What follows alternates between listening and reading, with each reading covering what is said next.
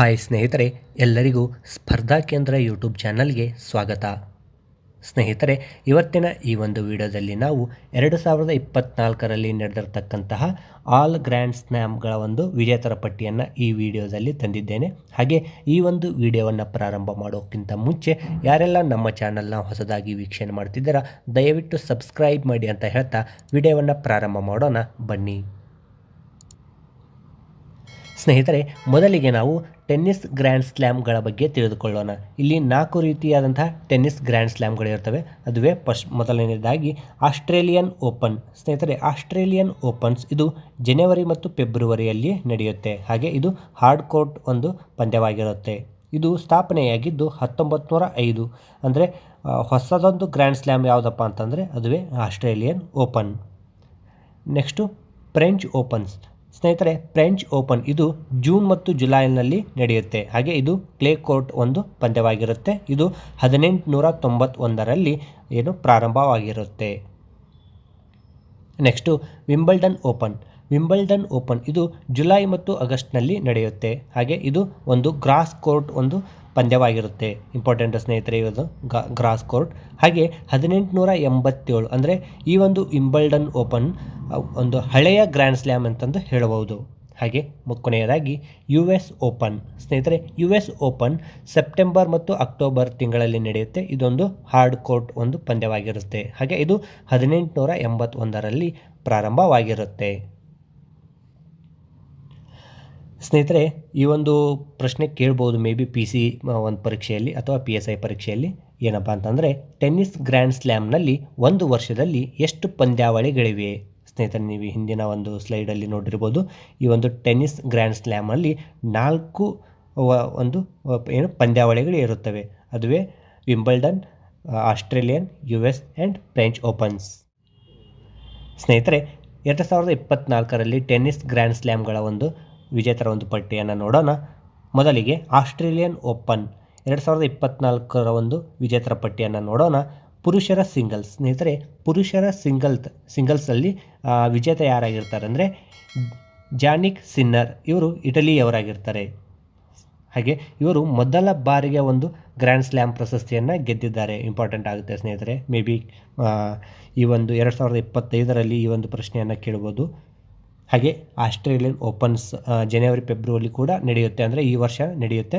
May be ಅವರು ಹಿಂದಿನ ವರ್ಷದ್ದು ಕೇಳ್ಬೋದು ಅಥವಾ ಈ ವರ್ಷದ್ದು ಕೇಳ್ಬೋದು. ಸೊ ಇದು ಕೂಡ ಇಂಪಾರ್ಟೆಂಟ್ ಆಗುತ್ತೆ. ಹಾಗೆ ರನ್ನರ್ ಅಪ್ ಯಾರಾಗಿರ್ತಾರೆ ಅಂದರೆ ಡೇನಿಯಲ್ ಮೆಡ್ವೆಡೇವ್. ಇವರು ರಷ್ಯಾದವರು. ಇನ್ನು ಮಹಿಳೆಯರ ಒಂದು ಸಿಂಗಲ್ಸ್ನಲ್ಲಿ ನೋಡೋದಾದರೆ ವಿಜೇತರು ಯಾರಾಗಿರ್ತಾರೆ ಅಂದರೆ ಅರೀನಾ ಸಬಲೆಂಕಾ ಅವರು. ಇವರು ಬೆಲಾರಸ್ನವರಾಗಿರ್ತಾರೆ. ಇದು ಸಬಲೆಂಕಾ ಅವರದ್ದು ಒಂದು 2ನೇ ಒಂದು ಪ್ರಮುಖ ಸಿಂಗಲ್ಸ್ ಪ್ರಶಸ್ತಿಯಾಗಿದೆ. ರನ್ನರ್ ಅಪ್ ಯಾರಾಗಿದ್ದಾರೆ ಅಂದರೆ ಜಂಗ್ ಕಿಯಾನ್ವೆನ್. ಇವರು ಚೀನಾ ದೇಶದವರು. ಹಾಗೆ ಸ್ನೇಹಿತರೆ, ಪುರುಷರ ಡಬಲ್ಸ್ ವಿಜೇತರಲ್ಲಿ ರೋಹನ್ ಬೋಪಣ್ಣ ಮತ್ತು ಮ್ಯಾಥ್ಯೂ ಎಬ್ಡೆನ್ ಅವರು. ಸ್ನೇಹಿತರೆ, ಇಂಪಾರ್ಟೆಂಟ್ ಆಗ್ಬೋದು, ಮೇ ಬಿ ಕೇಳ್ಬೋದು. ಇತ್ತೀಚೆಗೆ ಒಂದು ಪುರುಷರ ಡಬಲ್ಸ್ ಆಸ್ಟ್ರೇಲಿಯನ್ ಡಬಲ್ಸ್ನಲ್ಲಿ ಯಾವ ಒಂದು ಭಾರತೀಯ ಆಟಗಾರ ಇದ್ದರೆ ಅಂತಂದರೆ ಅವರೇ ರೋಹನ್ ಬೋಪಣ್ಣ. ಹಾಗೆ ಮಹಿಳೆಯರ ಒಂದು ಡಬಲ್ಸ್ನಲ್ಲಿ ಹಿ ಸು ವಿ ಅಂತಂದು ಚೈನೀಸ್ ಅವರು. ಹಾಗೆ ಮತ್ತು ಎಲಿಸ್ ಮಾರ್ಟೆನ್ಸ್. ಇನ್ನು ಮಿಶ್ರ ವಿಜೇತರಲ್ಲಿ ನೋಡೋದಾದರೆ ಹಿ ಸು ವಿ ಅಂತಂದು ಮತ್ತು ಜಿನ್ ಜೆಲ್ಪೋ. ಹೆಸರು ವಿಚಿತ್ರವಾಗಿರ್ತದೆ ಸ್ನೇಹಿತರೆ. ಓನ್ಲಿ ನಾವು ಪುರುಷರ ಈ ಒಂದು ಡಬಲ್ಸ್ ಹಾಗೆ ಮತ್ತು ಪುರುಷರ ಮತ್ತು ಮಹಿಳೆಯರ ಸಿಂಗಲ್ಸ್ ವಿಜೇತರನ್ನು ತಿಳ್ಕೊಂಡ್ರೆ ಸಾಕು. ಇನ್ನು ಫ್ರೆಂಚ್ ಓಪನ್ಸ್ ಬಗ್ಗೆ ತಿಳಿದುಕೊಳ್ಳೋಣ ಸ್ನೇಹಿತರೆ. ಫ್ರೆಂಚ್ ಓಪನ್ ವಿಜೇತರ ಯಾರಪ್ಪ? ಪುರುಷರ ಒಂದು ಸಿಂಗಲ್ಸ್ನಲ್ಲಿ ವಿಜೇತರ ಯಾರಪ್ಪ ಅಂದರೆ ಕಾರ್ಲೋಸ್ ಅಲ್ಕರಾಜ್. ಇವರು ಸ್ಪೇನ್ ದೇಶವರಾಗಿರ್ತಾರೆ. ಇನ್ನು ರನ್ನರ್ ಅಪ್ ಅಲೆಕ್ಸಾಂಡರ್ ಜೌರೇವ್. ಹಾಗೆ ಮಹಿಳೆಯರ ಸಿಂಗಲ್ಸ್ನಲ್ಲಿ ವಿಜೇತರ ಯಾರಾಗಿರ್ತಾರೆ ಅಂದರೆ ಈಗ ಸ್ವೇಟೆಕ್. ಇವರು ಪೋಲ್ಯಾಂಡ್ ದೇಶದವರು. ಹಾಗೆ ರನ್ನರ್ ಅಪ್ ಜಾಸ್ಮಿನ್ ಪಾವೋಲಿನಿ ಅಂತಂದು. ಇವರು ಇಟಲಿಯವರಾಗಿರ್ತಾರೆ. ಹಾಗೆ ಫ್ರೆಂಚ್ ಪುರುಷರ ಒಂದು ಡಬಲ್ಸ್ನ ಒಂದು ವಿಜೇತರ ಯಾರಾಗಿರ್ತಾರೆ ಅಂದರೆ ಮಾರ್ಸೆಲೋ ಅರ್ವಾಲೋ ಅಂತಂದು ಮತ್ತು ಮ್ಯಾಟೋ ಪ್ಯಾವಿಕ್. ಹಾಗೆ ಮಹಿಳೆಯರ ಡಬಲ್ಸ್ನಲ್ಲಿ ಕೋಕೋ ಗಾಫ್ ಮತ್ತು ಕಟರೀನಾ ಸಿನಿಕೋವಾ ಅಂತಂದು. ಇವರು ಜೆಕ್ ರಿಪಬ್ಲಿಕ್. ಹಾಗೆ ಮಿಶ್ರ ಡಬಲ್ಸ್ನಲ್ಲಿ ಲಾರಾ ಸಿಗ್ಮೆಂಡ್ ಮತ್ತು ಎಡ್ವರ್ಡ್ ರೋಜರ್ ವ್ಯಾಸಲಿನ್. ಹಾಗೆ ವಿಂಬಲ್ಡನ್ ಮೋಸ್ಟ್ ಇಂಪಾರ್ಟೆಂಟ್ ಸ್ನೇಹಿತರೆ. ಈ ಒಂದು ವಿಂಬಲ್ಡನ್ ಹಳೆಯ ಒಂದು ಟೆನ್ನಿಸ್ ಗ್ರ್ಯಾಂಡ್ ಸ್ಲ್ಯಾಮ್ ಆಗಿದೆ. ಈ ವಿಂಬಲ್ಡನ್ ಓಪನ್ಸ್ನಲ್ಲಿ ಪುರುಷರ ಸಿಂಗಲ್ಸ್ನಲ್ಲಿ ವಿಜೇತರಾಗಿರ್ತಕ್ಕಂತಹವರು ಯಾರಪ್ಪ ಅಂತಂದರೆ ಕಾರ್ಲೋಸ್ ಅಲ್ಕರಾಜ್. ಹಾಗೆ ಇವರು ಸ್ಪೇನ್ ದೇಶದವರಾಗಿರ್ತಾರೆ. Runner up Novak Djokovic. Important ಸ್ನೇಹಿತರೆ, ನವಾಕೋ ಜಕೋವಿಕ್ ಅವರು ಇನ್ನು ರನ್ನರ್ ಅಪ್ ಆಗಿರ್ತಾರೆ 2024ರ ವಿಂಬಲ್ಡನ್. ಇನ್ನು ಮಹಿಳೆಯರ ಸಿಂಗಲ್ಸ್ನಲ್ಲಿ ನೋಡೋದಾದರೆ ವಿಜೇತರು ಯಾರಪ್ಪ ಅಂದರೆ ಬಾರ್ಬೋರಾ ಕ್ರೆಡ್ಸಿಕೋವಾ, ಜೆಕ್ ರಿಪಬ್ಲಿಕ್ ಅಂದರೆ ಜೆಕ್ ಗಣರಾಜ್ಯದ ಒಂದು ಮಹಿಳೆ ಆಗಿರ್ತಾಳೆ. ಹಾಗೆ ರನ್ನರ್ ಅಪ್ ಯಾರಾಗಿರ್ತಾರೆ ಅಂದರೆ ಜಾಸ್ಮಿನ್ ಪಾವೋಲಿನಿ ಅಂತಂದು, ಇವರು ಇಟಲಿಯವರು. ಸ್ನೇಹಿತರೆ, ವಿಂಬಲ್ಡನ್ ಪುರುಷರ ಡಬಲ್ಸ್ನಲ್ಲಿ ಯಾರು ವಿಜೇತರಾಗಿದ್ದಾರೆ ಅಂದರೆ ಹೆನ್ರಿ ಪ್ಯಾಟನ್ ಮತ್ತು ಹ್ಯಾರಿ ಹೆಲಿಯೋವಾರಾ ಅಂತಂದು. ಇನ್ನು ಮಹಿಳೆಯರ ಡಬಲ್ಸ್ನಲ್ಲಿ ಕಟರೀನಾ ಸಿನಿಕೋವಾ ಮತ್ತು ಟೇಲರ್ ಟೌನ್ಸೆಂಡ್. ಹಾಗೆ ಸ್ನೇಹಿತರೆ, ಒಂದು ಯು ಎಸ್ ಓಪನ್ ವಿಜೇತರು ಯಾರಪ್ಪ ಅಂದರೆ ಪುರುಷರಲ್ಲಿ ಜಾನಿಕ್ ಸಿನ್ನರ್, ಇಟಲಿಯವರಾಗಿರ್ತಾರೆ. ರನ್ನರ್ ಅಪ್ ಯಾರಂದರೆ ಟೇಲರ್ ಫ್ರಿಡ್ಜ್. ಇನ್ನು ಮಹಿಳೆಯರ ಸಿಂಗಲ್ಸ್ನಲ್ಲಿ ವಿಜೇತರು ಯಾರು ಅಂದರೆ ಅರಿನಾ ಸಬಲೆಂಕಾ, ಇವರು ಬೆಲಾರೆಸ್ನವರಾಗಿರ್ತಾರೆ. ಇನ್ನು ರನ್ನರ್ ಅಪ್ ಜೆಸ್ಸಿಕಾ ಪೆಗುಲಾ, ಇವರು USA. ಸ್ನೇಹಿತರೆ, ಇನ್ನು ಪುರುಷರ ಒಂದು ಡಬಲ್ಸ್ನಲ್ಲಿ ಯಾರಪ್ಪ ಅಂತಂದರೆ ಯಾರು ವಿಜೇತರಾಗಿದ್ದಾರೆ ಅಂದರೆ ಮ್ಯಾಕ್ಸ್ ಪರ್ಸೆಲ್ ಹಾಗೂ ಜೋರ್ಡಾನ್ ಥಾಂಪ್ಸನ್. ಇನ್ನು ಇವರಿಬ್ಬರು ಆಸ್ಟ್ರೇಲಿಯಾದವರಾಗಿರ್ತಾರೆ ಸ್ನೇಹಿತರೆ. ಹಾಗೆ ಮಹಿಳೆಯರ ಡಬಲ್ಸ್ನಲ್ಲಿ ನೋಡೋದಾದರೆ ಲುಡ್ಮಿಲಾ ಕಿಚೋನಾಕ್ ಮತ್ತು ಜೆಲೆನಾ ವಾಸ್ಟಾಪೆಂಕೋ. ಹಾಗೆ ಮಿಶ್ರ ಡಬಲ್ಸ್ನಲ್ಲಿ ಸಾರಾ ಎರಾನಿ ಮತ್ತು ಆಂಡ್ರಿಯಾ ವವಸೋರಿ ಅಂತಂದು.